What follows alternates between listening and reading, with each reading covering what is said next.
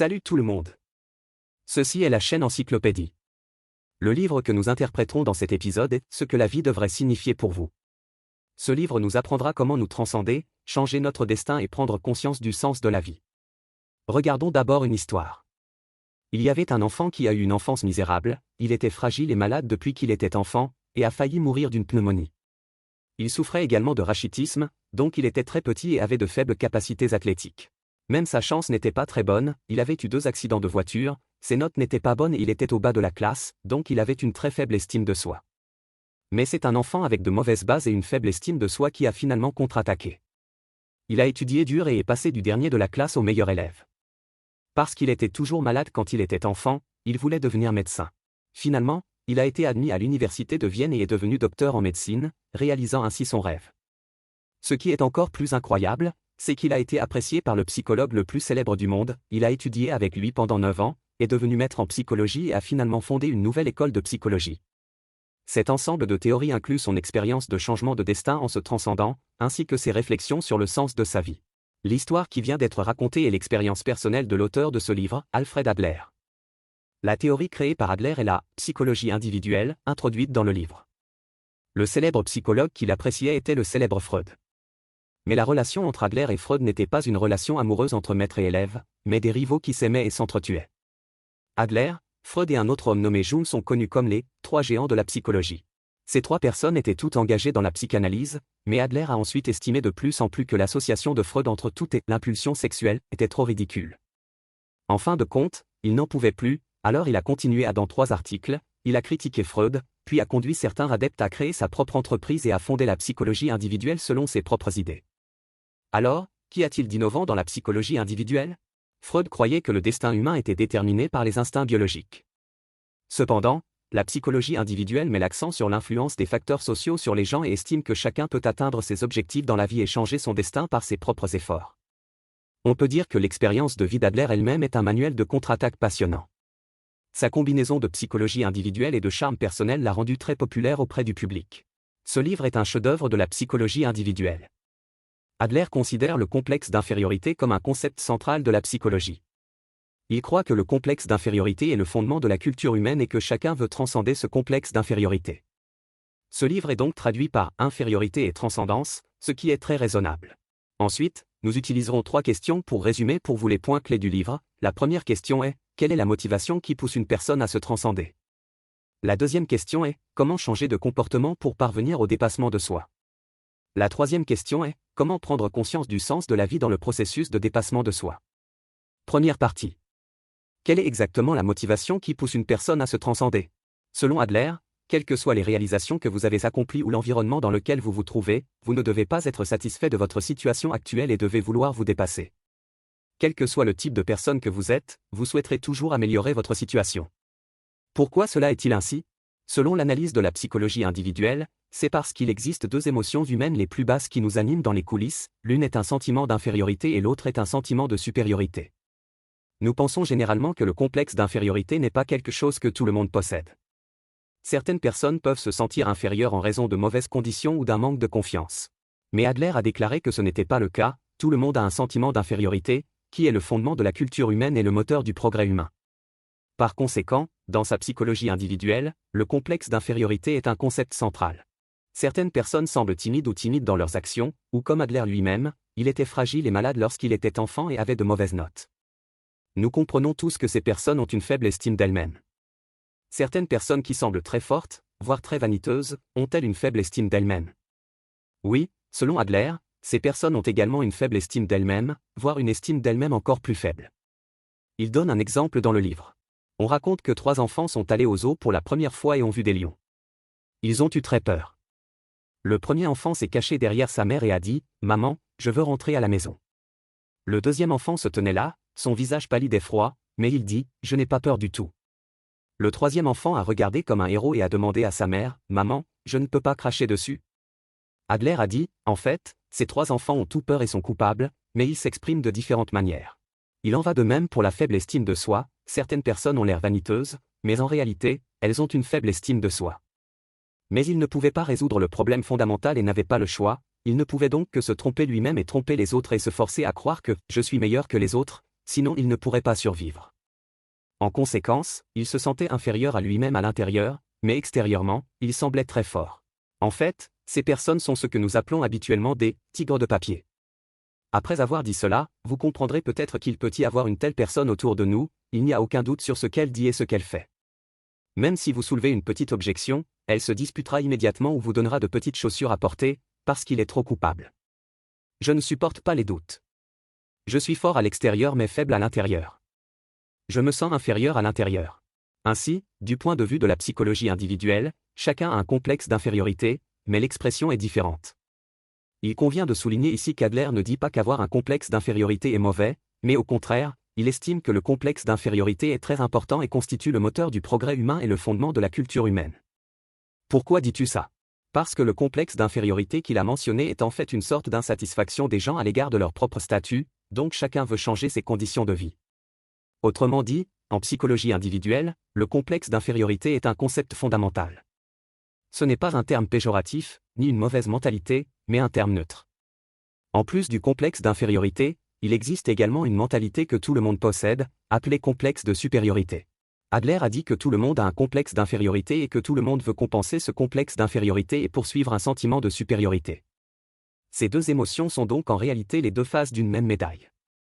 Le type de supériorité qu'une personne poursuit, c'est-à-dire le type d'objectif qu'elle souhaite atteindre, est lié à son sentiment personnel d'infériorité. Adler a donné quelques exemples. Par exemple, de nombreux médecins ont vécu la mort de membres de leur famille ou d'amis lorsqu'ils étaient jeunes, ils ont donc un sentiment d'infériorité et croient que la vie n'est pas sûre. Afin de compenser ce sentiment d'infériorité, il choisit de devenir médecin et de lutter contre la mort pour réaliser son sentiment de supériorité. Mais dans la plupart des cas, la supériorité n'est pas un objectif très clair et il n'existe pas non plus une seule manière d'y parvenir. Beaucoup de gens ne savent pas exactement quel type de supériorité ils veulent atteindre, ils ne peuvent donc explorer que lentement. Même s'ils trouvent un objectif clair, il existe différentes manières d'y parvenir. Les méthodes que vous utilisez pour compenser votre complexe d'infériorité et atteindre votre sentiment de supériorité reflètent votre caractère ou, selon Adler, votre attitude envers la vie. Ainsi, du point de vue de la psychologie individuelle, le sentiment d'infériorité est comme un moteur qui donne une poussée par derrière, et le sentiment de supériorité est comme une locomotive qui vous tire de face. Ces deux émotions ensemble fournissent la motivation pour vous transcender, vous permettant de courir sur la voie de votre amélioration. Adler vous rappelle spécialement ici de prêter attention à un point, c'est-à-dire que le dépassement de soi est une bonne chose, mais il ne faut pas dérailler, on ne peut pas courir dans la mauvaise direction à cause d'une trop grande anxiété et entrer dans l'incompréhension d'un complexe d'infériorité. Qu'est-ce qu'un complexe d'infériorité? Cela signifie que si une personne ne peut pas résoudre le vrai problème et n'ose pas affronter les difficultés, alors elle ne peut que mettre le problème de côté, puis regarder en arrière et trouver un sentiment de supériorité dans les petites choses désordonnées. Le tigre de papier dont nous venons de parler est en réalité un complexe d'infériorité. Les tigres de papier ne peuvent pas bien faire les choses par eux-mêmes et ne peuvent pas résoudre de vrais problèmes, mais ils peuvent vous empêcher de critiquer et s'ils réussissent à réprimer les critiques, ils peuvent acquérir un sentiment de supériorité. Prenons un autre exemple.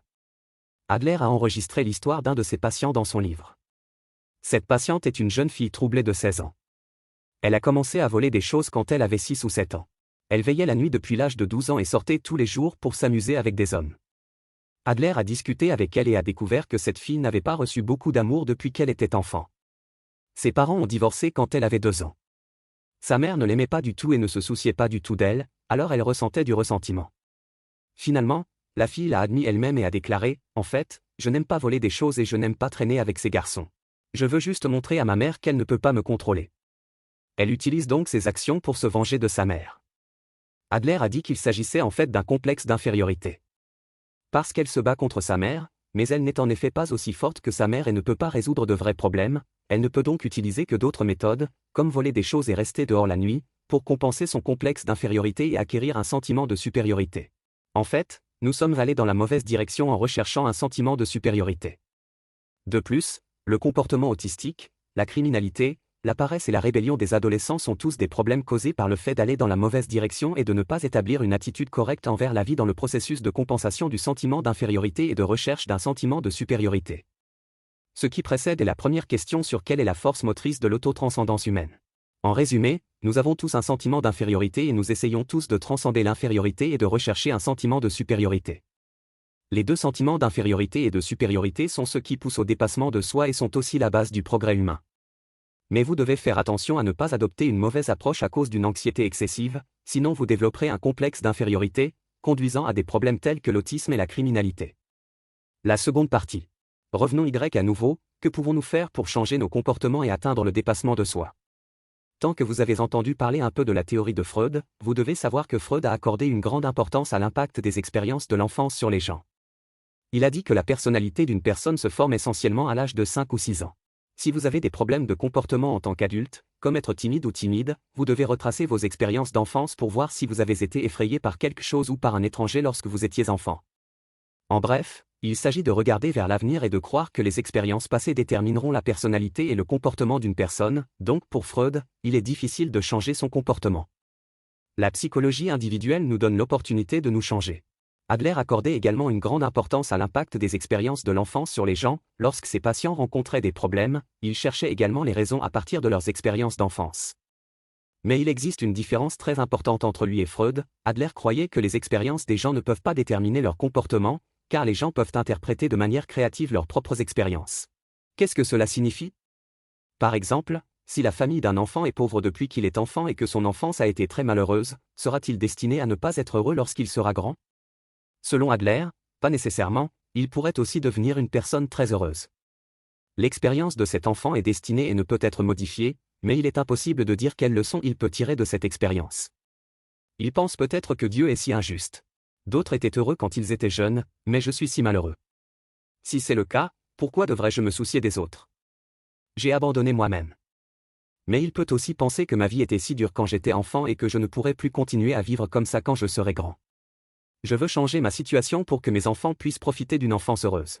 Adler a donc déclaré que les facteurs environnementaux ne peuvent pas déterminer notre destin et que nous pouvons changer notre destin en interprétant nos propres expériences.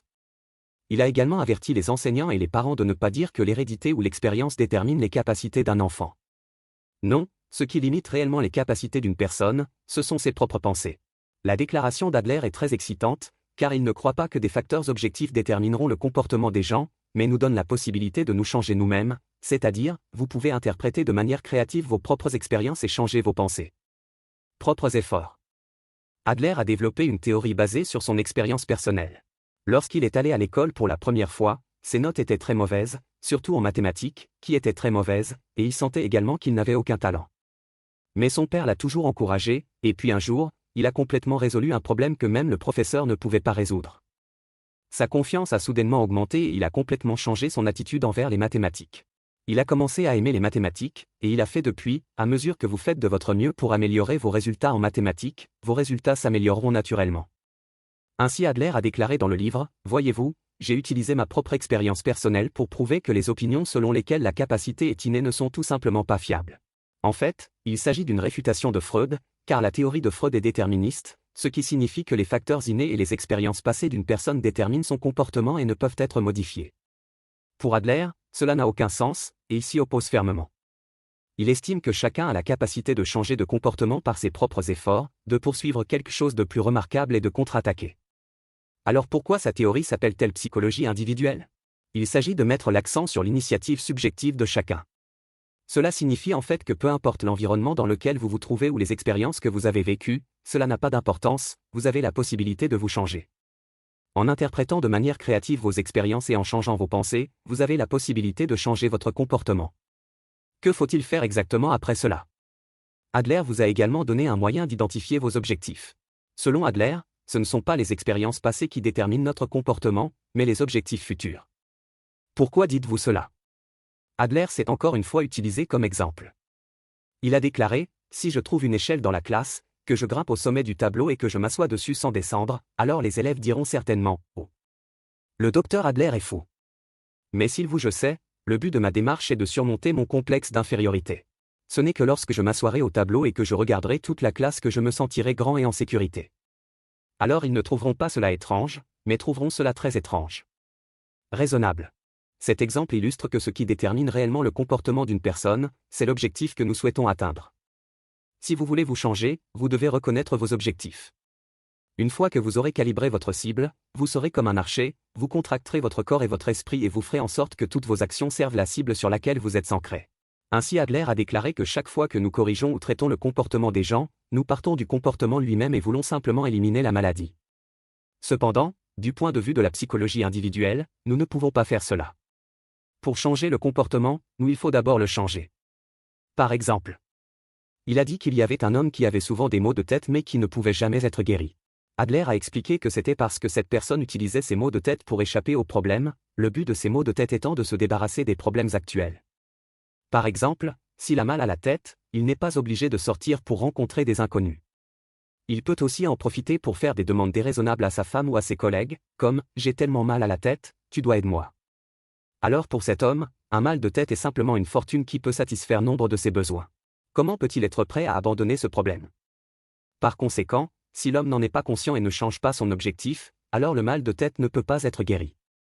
Même s'il est guéri, il souffrira d'autres maladies, comme l'insomnie et la dépression, et continuera à utiliser ces maladies pour atteindre ses propres objectifs. Si Freud est déterministe, alors Adler peut être considéré comme téléologique. Car chez Adler, chaque comportement a son but et est influencé par le but. Si vous souhaitez modifier un comportement, vous ne pouvez pas simplement résoudre le problème, mais commencer par le but du comportement lui-même. Ce dont j'ai parlé plus haut est la deuxième question d'aujourd'hui, comment changer son comportement pour atteindre le dépassement de soi. Pour résumer, du point de vue de la psychologie individuelle, en interprétant de manière créative nos propres expériences de vie, nous pouvons changer nos pensées, nous débarrasser de l'influence des expériences passées sur notre comportement et avoir la possibilité de nous changer nous-mêmes. Après avoir pris l'initiative en main, puis en vous fixant des objectifs et en faisant en sorte que votre comportement serve ces objectifs, vous pouvez inspirer votre propre changement de comportement et atteindre le dépassement de soi. La troisième partie. Nous passons ensuite à la dernière question, comment pouvons-nous prendre conscience du sens de notre vie dans le processus de dépassement de soi? Voyons d'abord quel est le sens de la vie aux yeux d'Adler. Selon Adler, toutes les difficultés auxquelles on peut être confronté dans la vie, qu'il s'agisse de la race humaine tout entière ou d'individus ordinaires comme vous et moi, peuvent être résumés en 3 problèmes. Le premier concerne les problèmes de carrière. Parce que nous avons chacun des divisions de travail différentes, nous devons échanger les résultats de notre travail pour survivre. Le deuxième problème est la communication interpersonnelle. Parce que tout le monde vit en société et doit interagir avec les autres personnes autour de lui, que cela vous plaise ou non, vous devez y faire face. Le troisième problème est le mariage. Parce que les êtres humains ont des hommes et des femmes, nous ne pouvons pas éviter des choses comme le mariage et l'amour dans nos vies. Si l'humanité veut survivre, les hommes et les femmes doivent être correctement intégrés. Les problèmes professionnels impliquent la coopération et la division du travail dans l'ensemble de la société, les problèmes interpersonnels impliquent de traiter avec différentes personnes et les problèmes conjugaux nous obligent à coopérer avec nos partenaires. Par conséquent, selon Adler, les problèmes de carrière, les problèmes interpersonnels et les problèmes de mariage sont tous des problèmes de coopération en dernière analyse. Le soi-disant sens de la vie réside dans la manière dont vous faites face à ces 3 problèmes.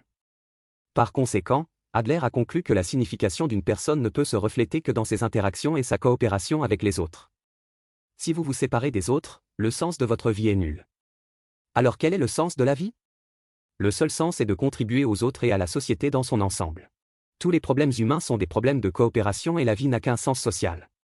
Alors, comment prendre conscience du sens de notre vie dans le processus de nous transcender?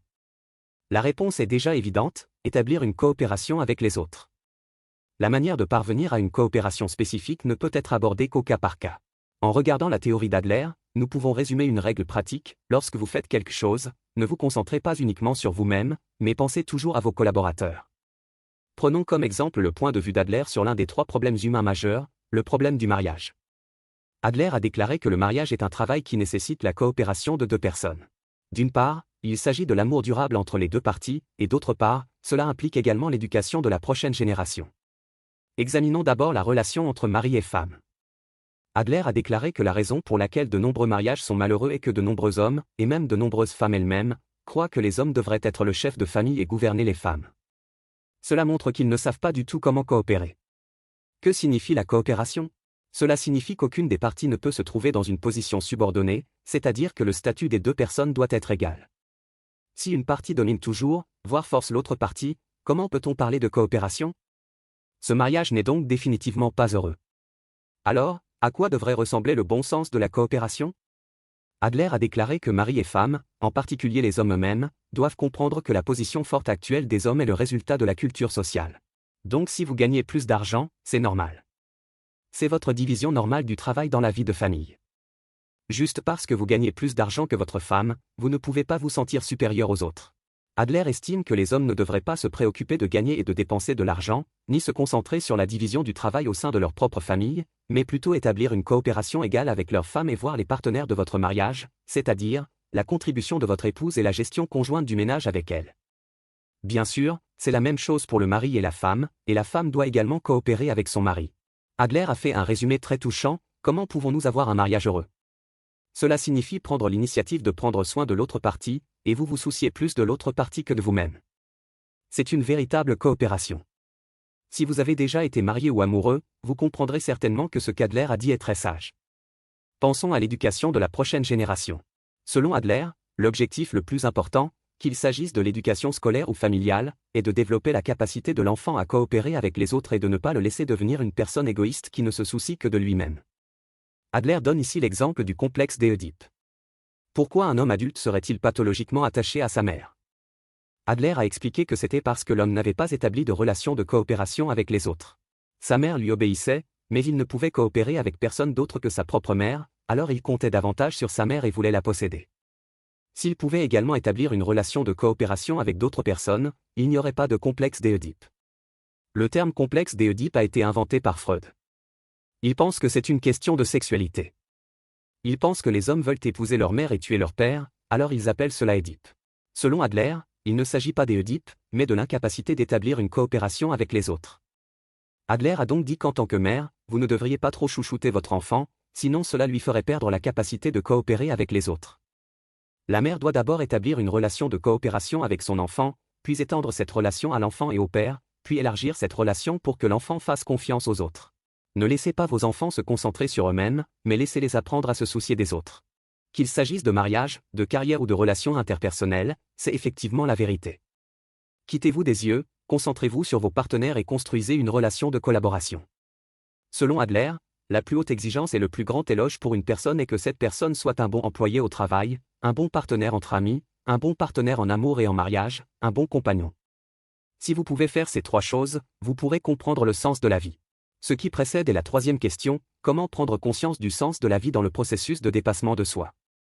Du point de vue de la psychologie individuelle, tous les problèmes humains sont des problèmes de coopération. Le sens de la vie est de contribuer à l'ensemble de la société humaine. Par conséquent, afin de réaliser le sens de la vie, nous devons établir une coopération avec les autres dans le processus de nous transcender. Ne vous concentrez pas trop sur vous-même, mais pensez toujours aux intérêts de vos partenaires. Maintenant, réexaminons-le. Pour la première question, nous avons parlé de la motivation au dépassement de soi. La conclusion est que le sentiment d'infériorité et le sentiment de supériorité sont comme deux chariots, l'un qui pousse et l'autre qui tire, fournissant la motivation de notre dépassement de soi. Mais dans ce processus, il faut faire attention à ne pas entrer dans l'incompréhension d'un complexe d'infériorité dû à une anxiété excessive. Nous avons ensuite parlé de la façon de changer de comportement pour parvenir au dépassement de soi. La psychologie individuelle croit que nous pouvons changer nos pensées en interprétant de manière créative nos expériences, créant ainsi la possibilité de changer notre comportement. Changez ensuite votre comportement en fixant des objectifs et en ancrant votre comportement à vos objectifs. Enfin, nous avons parlé de la manière de prendre conscience du sens de la vie dans le processus de dépassement de soi. Adler pensait que les trois problèmes majeurs de la vie, les problèmes de carrière, les problèmes interpersonnels et les problèmes de mariage, sont essentiellement des problèmes de coopération. Ce n'est qu'en pensant toujours à coopérer avec les autres, en tenant compte des intérêts des autres et de la société, et en déplaçant notre attention de nous-mêmes vers ceux avec qui nous coopérons, que nous pourrons comprendre le sens de la vie. Le livre d'Adler a maintenant environ 100 ans. Certaines connaissances et valeurs scientifiques qui y sont contenues sont effectivement un peu dépassées aujourd'hui, ce qui est compréhensible. De nombreux chercheurs critiquent également la théorie d'Adler du point de vue des méthodes de recherche, affirmant qu'elle repose trop sur des observations de bon sens. De telles observations ne peuvent pas être répétées et vérifiées et divers matériaux ne sont pas obtenus dans un environnement qui répond aux exigences scientifiques. Mais nous pouvons effectivement voir la lumière des pensées du maître à partir de ce livre. Permettez-moi de parler brièvement de mon expérience de lecture. À notre époque, comme le disait Adler, chacun a un sentiment d'infériorité, cherche à se dépasser, transcende les classes et poursuit anxieusement un objectif qu'il ne peut peut-être pas expliquer. De nombreuses personnes ont beaucoup souffert dans ce processus, se demandant constamment, les choses que je fais ont-elles de la valeur? Quel est le sens de ma vie? La psychologie individuelle d'Adler nous donne en fait une méthode de jugement, considérée isolément, la signification qu'une personne a d'elle-même n'a aucun sens. Par conséquent, nous devons nous inscrire dans un système de valeurs plus large pour examiner, observer depuis une dimension supérieure et nous considérer comme un membre du système humain. Ce n'est qu'ainsi que nous pourrons trouver un code de conduite pour nous-mêmes et considérer King comme un être ordinaire. Les gens, nos actions ont-elles un sens et favorisent-elles le progrès de la société humaine? C'est la fin de ce programme. Quelles sont vos différentes opinions à ce sujet?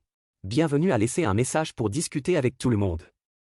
Et, si vous aimez notre chaîne, abonnez-vous à nous. Ah, n'oubliez pas de l'aimer.